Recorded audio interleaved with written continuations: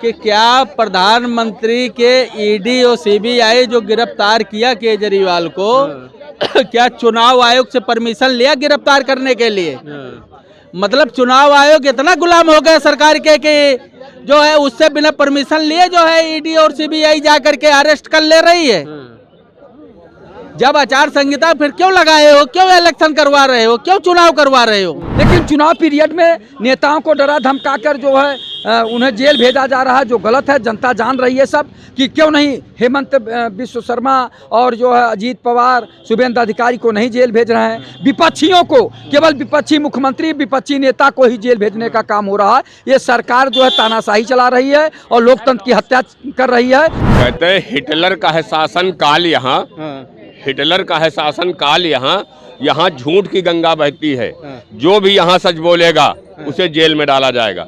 तो सच बोलने की कीमत चुका रहे हैं। सच बोलने के लिए कीमत चुकानी पड़ रही है। जब हर चीज तुम्हारे हिसाब से होना है, चुनाव आयोग तुम्हारा है, ईडी तुम्हारा है, कोर्ट तुम्हारा है, तब चुनाव क्यों करवा रहे हो? नेपाल के राजा जैसा राजा बन के बैठे रहो।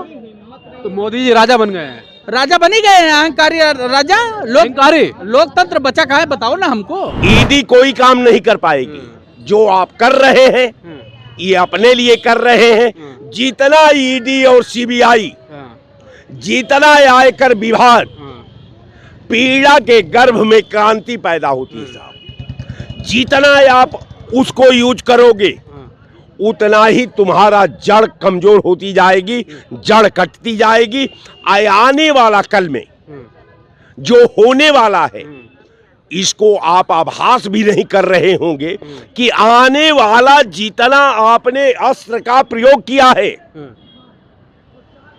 वही अस्त्र आप पर हमला करते रहेंगे।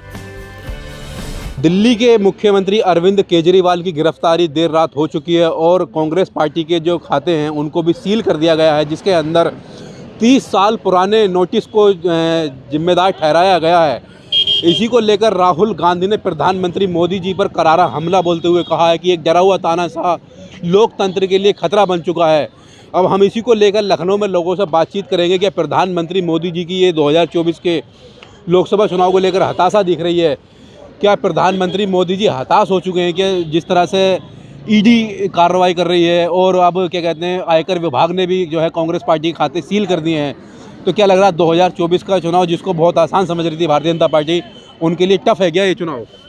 देखिए, हमारे नेताओं ने, विशेषकर कांग्रेस पार्टी ने, ये लगातार आज कई बरसों से आरोप लगाती आ रही है कि इसका ईडी, इसका आयकर विभाग, इसकी सीबीआई भारतीय जनता पार्टी के कार्यकर्ता के रूप में कार्य कर रही है। अच्छा, जिस तरह से ईडी संवैधानिक संस्था है, संवैधानिक संस्थाओं को इन सब चीज़ों से बचना चाहिए, लेकिन वो एक सत्ता के इशारों पर नाच रहे हैं तो क्या लग रहा है ये भारत के अंदर जितनी संवैधानिक संस्थाएं वो खतरे में पड़ती हुई नजर आ रही हैं? सबसे बड़ी बात है कि जब जिम्मेवार पर्सन आदमी जिस कैडर पर विराजमान है और उस कैडर के खिलाफ आचरण करना, संविधान की परंपरा को धत्ता बताना और अपने नैतिक जिम्मेवारी से विमुख होना, ये लोकतंत्र के लिए, संविधान के लिए, मानवीय व्यवस्था के लिए, स्वस्थ लोकतंत्र के निर्माण के लिए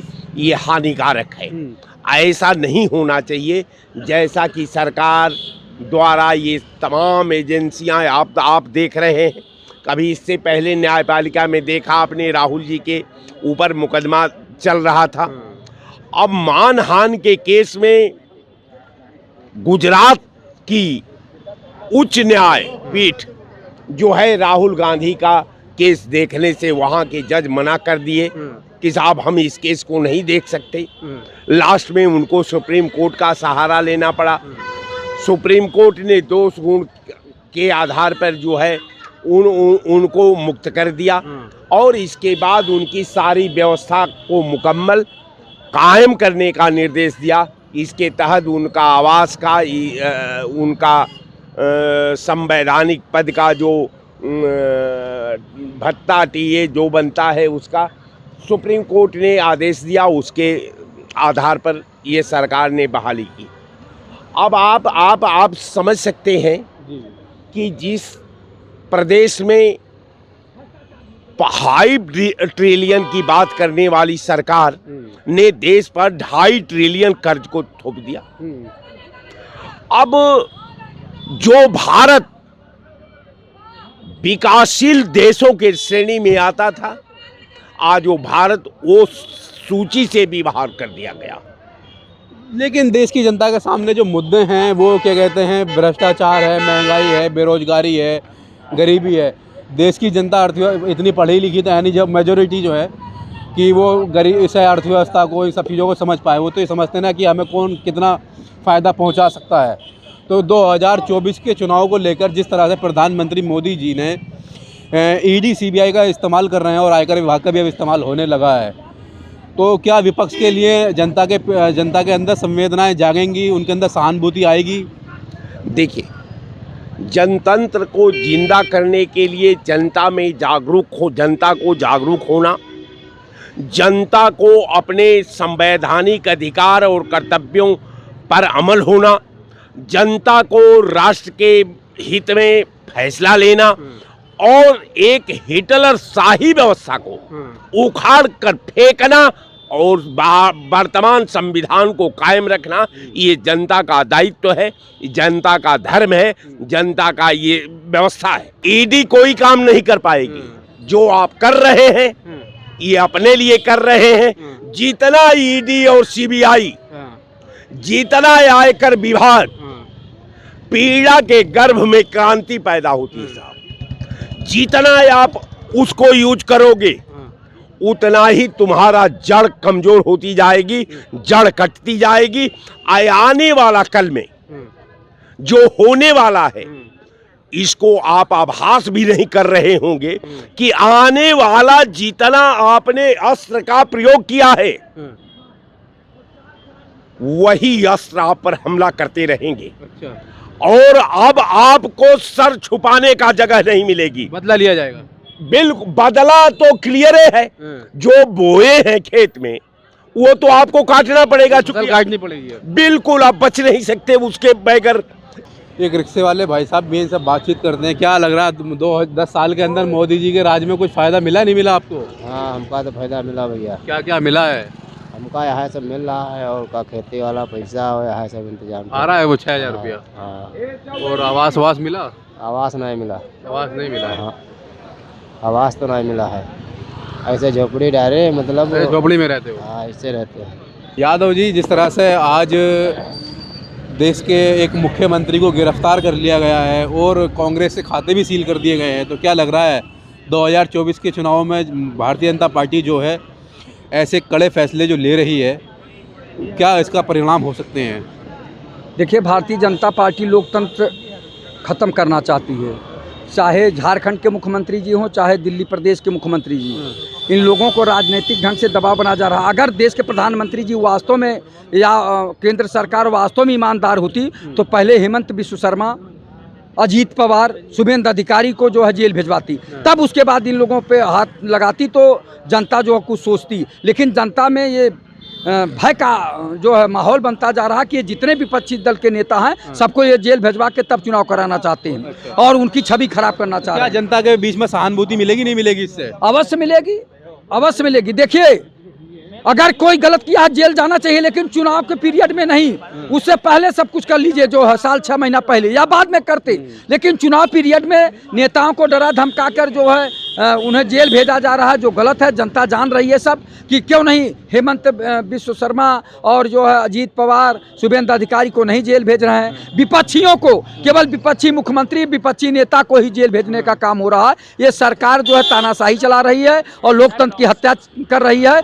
और ये एक तरह से जैसे नहीं होता लोकतंत्र नहीं, राजशाही चल रही हो। राजशाही चल रही है। राजशाही चल रही है, ऐसा लग रहा, प्रतीत हो रहा है कि जो मोदी जी चाहे वही हो जाता है, जो बोल दें वही हो जाएगा। ये क्या है? मोदी जी को अपने विरोध में आवाजें बिल्कुल सुनना पसंद नहीं है क्या?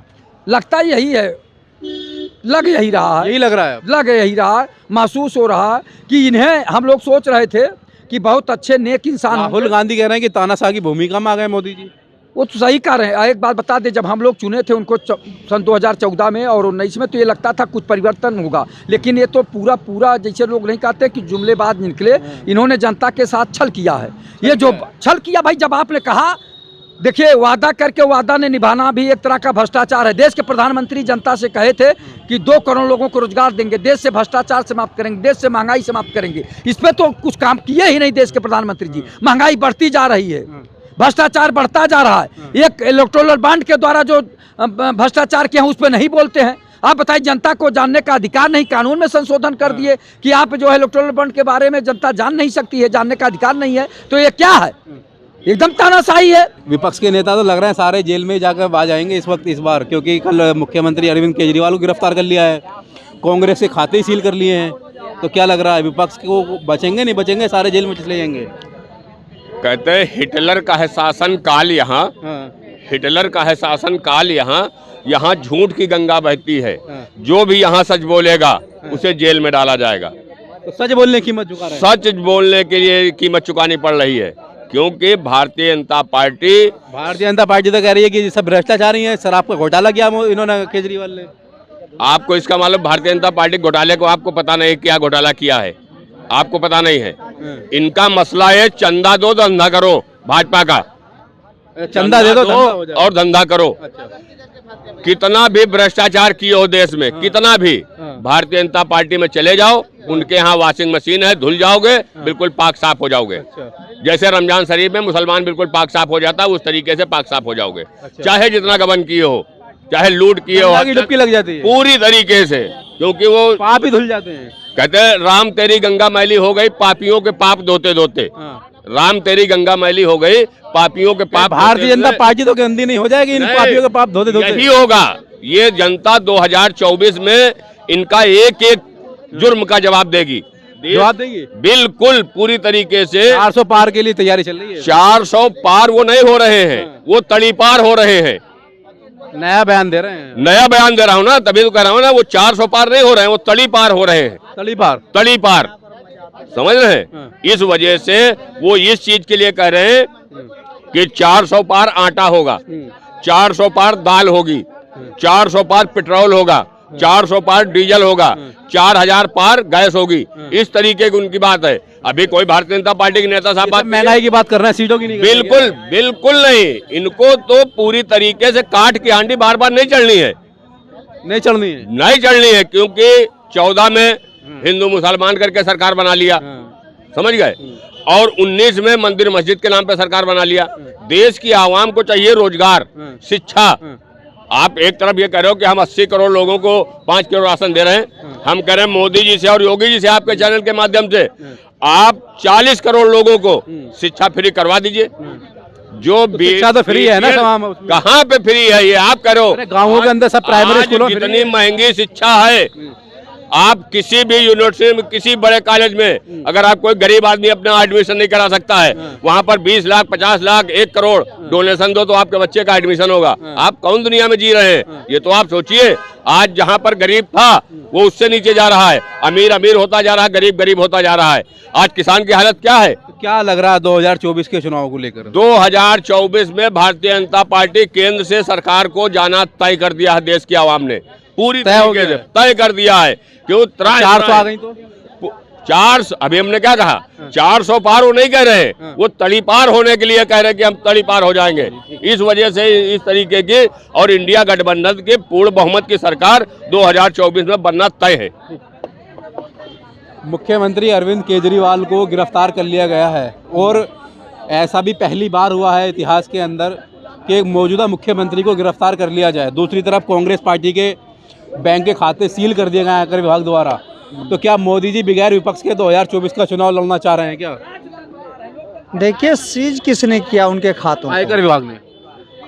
आयकर विभाग को क्या? 30 साल पुराने नोटिस पर, मोतीलाल वोरा जी के जमाने का। 30 साल क्या जो है, 3 साल से पीछे का सवाल पूछने का अधिकार इनकम टैक्स को है। हमको तो नहीं लगता ये मोदी के कानून है। अधिकतम 3 वर्ष के लेटेस्ट सवाल पूछे जा सकते हैं। अगर नोटिस दिया है तो उस समय क्या केस का उनके रीओपन किया गया था, 148 लिया गया था, क्या उसमें कोई आदेश पारित किया गया है? और खाते सीज दो ही परिस्थितियों में किया जा सकता है, इनकम टैक्स कर सकता है। नंबर एक, या तो कोई डिमांड पड़ी हो, केस हुआ हो, उसमें कोई आदेश पारित हुआ हो जिसको उनको कोर्ट द्वारा रिलीफ ना मिली हो। दूसरी बात है कि उनको नोटिस देने के बाद वो आए ना हो, ऐसी परिस्थिति में उनकी संपत्ति खाते को फ्रीज किया जा सकता है। और फ्रीज लेकिन कांग्रेस पार्टी आरोप लगा रही है सभी चुनावी बदले की भावना से काम कर रहे हैं मोदी जी। अब असलियत बात क्या है इसके बारे में तो मैं जानता नहीं हूँ। राहुल गांधी ने भी कल ट्वीट करके कह दिया है कि एक डरा हुआ तानाशाह ऐसे फैसले ले लिया है। अब जो तानाशाह होता है, जो सत्ता में होता है, तो सर्वाधिकार सुरक्षित होता है। समर्थ कौन है? दोष गोस्वामी जी मैंने लिखा है। तो भाई इस समय सत्ता केजरीवाल भी कर गिरफ्तार सकते हो हैं। पहली बार मैंने देखा सत्ता का खेल कि एक सीबीआई के डायरेक्टर को दूसरा सीबीआई का एडिशनल डायरेक्टर गिरफ्तार करता है। इस सरकार में मैंने देखा। तो कहीं ना कहीं जो डायरेक्टर बनाया गया था, इन्हीं की सरकार में बनाया गया था, वो क्या भ्रष्टाचार था? भ्रष्टाचारी था। अगर पहले बनाया भ्रष्टाचार तो बनाया क्यों? और बाद में भ्रष्टाचारी बना तो इन्होंने बनाया क्या? वर्तमान सत्ता ने बनाया क्या? तो ये जो तरीका है मैं समझ नहीं पा रहा हूँ कि क्यों ऐसा हो रहा है कि एक जांच एजेंसी अपने ही डायरेक्टर को गिरफ्तार कर रही है। बड़े ताज्जुब की बात है। तो बदले की भावनाएं हैं, कहीं स्वार्थ की भावनाएं हैं, जरूर इस प्रकार से सत्ता में रहने वालों की होती हैं। तो क्या लग रहा है 2024 के चुनाव में से इंडिया गठबंधन के लिए जनता में सहानुभूति पैदा हो सकती है क्या? देखिए, जनता, नौजवान, छात्र का स्कॉलरशिप नहीं आ रहा है 2 साल से, नौजवान को रोजगार नहीं मिल रहा है, किसान को अपनी भरपाई नहीं मिल रही है, फसलें सुरक्षित नहीं है उसकी, वो मेहनत करता, सबका पेट पालता है, उसको एमएसपी नहीं मिल पा रही है। जितनी एमएसपी तय है उतने पर बिकता नहीं है मंडी में। खुले मंडी में उसको जो है, अगर 1850 का कोई अनाज है तो वो 1500 में बेचता है। तो ये सारे लोग पीड़ित हैं और व्यापारी भी पीड़ित है। दर्द सबके दिल में है। सब लोगों ने मन बना रखा है कि सरकार को 10 साल दे करके बहुत बड़ी गलती करी है। तो निश्चित तौर पर एक कहावत भी है गांव की, 3 उड़ान तितर नहीं बचते हैं। 3 उड़ान बदलाव करवाना चाहते हो क्या? निश्चित तौर पर बदलेगी। अभी बदलाव होगा इस बार? बिल्कुल होगी, बदलाव होगा। जनता इलेक्शन लड़ रही है। मंत्री अरविंद केजरीवाल की कल रात गिरफ्तारी हो चुकी है और कांग्रेस पार्टी के जो खाते थे उनको भी सील कर दिया गया है। अब कांग्रेस पार्टी के पास तो पैसा भी नहीं बचा है चुनाव लड़ने के लिए। तो ऐसे में प्रधानमंत्री मोदी पर राहुल गांधी आरोप लगा रहे हैं कि एक डरा हुआ तानाशाह ऐसे फैसले कर रहा है। तो क्या लग रहा है 2024 के चुनावों को लेकर इन सब मुद्दों के बीच में? नहीं, ये सब तो एक प्रधानमंत्री जी हवा बना रहे हैं। हाँ, बना रहे हैं। बाकी तो उनको पता है कि ईवीएम है तो हम 400 पार नहीं 500 पार कर सकते हैं। मतलब माहौल बना रहे हैं कि 400 पार आ रही है। हाँ, वो माहौल बनाने के लिए ये किया जा रहा है। और मैं जानना चाहता हूँ, क्या अभी हमारे सामने नहीं आया कोई रिकॉर्ड कि क्या प्रधानमंत्री के ईडी और सीबीआई जो गिरफ्तार किया केजरीवाल को क्या चुनाव आयोग से परमिशन लिया गिरफ्तार करने के लिए? मतलब चुनाव आयोग इतना गुलाम हो गया सरकार के कि जो है उससे बिना परमिशन लिए जो है ईडी और सीबीआई जा करके अरेस्ट कर ले रही है। जब आचार संहिता फिर क्यों लगाए हो? क्यों इलेक्शन करवा रहे हो? क्यों चुनाव करवा रहे हो? जब हर चीज तुम्हारे हिसाब से होना है, चुनाव आयोग तुम्हारा है, ईडी तुम्हारा है, कोर्ट तुम्हारा है, तब चुनाव क्यों करवा रहे हो? नेपाल के राजा जैसा राजा बन के बैठे रहो। तो मोदी जी राजा बन गए हैं। राजा बनी गए हैं, अहंकारी राजा। लोकतंत्र बचा कहाँ है बताओ ना हमको। अगर लोकतंत्र होता तो चुनाव आयोग से परमिशन लेते, तब जाकर के जो है केजरीवाल को गिरफ्तार करते। उसका कोई पेपर आया कि चुनाव आयोग ने आदेश दिया है? अच्छा, मनीष सिसोदिया, सत्येंद्र जैन 1 साल से ज्यादा जेल के अंदर हैं और ईडी अभी तक उनके खिलाफ चार्जशीट भी दाखिल नहीं कर पाई है।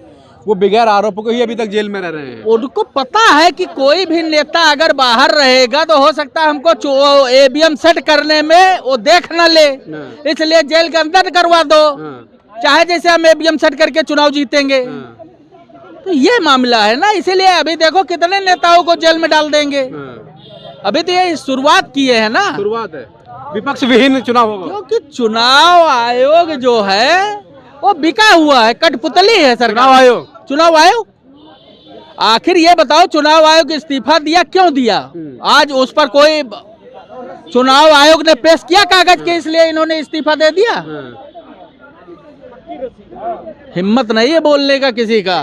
और अभी नहीं, 2024 के बाद 140 करोड़ जनता मुट्ठी में गुलाम बन जाएगी, गुलाम बन जाएगी। जैसे अंग्रेज सिरिंज से खून निकाल करके जो है निकालते थे, वैसे सरकार निकालेगी। जो बोलेगा वो जेल जाएगा 100। जो बोलेगा जेल जाएगा। जो बोलेगा वो जेल जाएगा 100%। बोलने नहीं देंगे मोदी जी। बोलने नहीं, रास्ता चलने नहीं देंगे। नरेश बन जाएंगे भारत के क्या? हाँ, नरेश हैं ही, नरेश हो गए हैं। वो हैं ही, वो कब्जा कर रखे हैं सब चीज पे, हर चीज पे कब्जा है। तो क्या लग रहा है 2024 में जनता में सहानुभूति आ सकती है? जनता कुछ नहीं कर पाएगी। 24 के बाद जो है ये 26-27 में जब क्रांति आएगी तो उसके बाद ही कुछ होगा। क्रांति आएगी भारत के 100% क्रांति आएगी, क्योंकि ये सिरिंज लगा के अभी 24 के बाद खून चूसना चालू करेंगे। जिसके शरीर से खून निकल जाएगा वो गिरेगा, बेहोश होकर मर जाएगा। और उसके बाद तब लोग देखेंगे कि ये तो हर घर से एक आदमी जा रहा है, तब क्रांति चालू होगी। ऐसा नहीं चालू होगी। अभी देखते जाओ। भारत को जब अंग्रेजों ने भारत पर कब्जा किया था तो भारत के लोगों को 100 साल तो ये समझने में लगा हम गुलाम हो गए थे। अंग्रेजों ने पेरता था कोल्हू में जनता को। उसी टाइप से 2024 में होने वाला है। आप लोग खाली देखते रहिए, यूट्यूबर दिखाते रहिए, मीडिया वाले तो गोद में बैठे हैं प्रधानमंत्री को नहीं दिखाएंगे।